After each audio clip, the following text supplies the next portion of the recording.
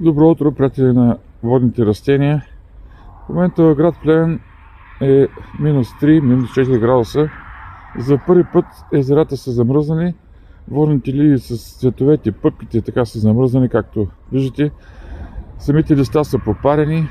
Виждате в този видеоклип. Повърхността на водата е замръзнала.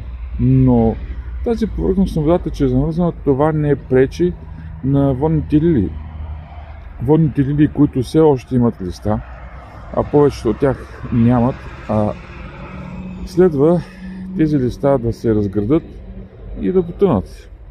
Да останат само малки листа в лилията, които преминават в летаргия и очакват благоприятни пролетни температури, които да им съдействат за развитието им.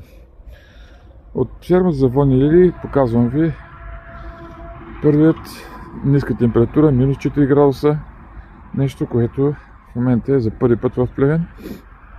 На места водата е замръзнала, на места не е замръзнала, но вече всички листа са попарени и цветове. Това, както казах, не е проблем, това е нормално. Благодаря ви за вниманието, до нови срещи!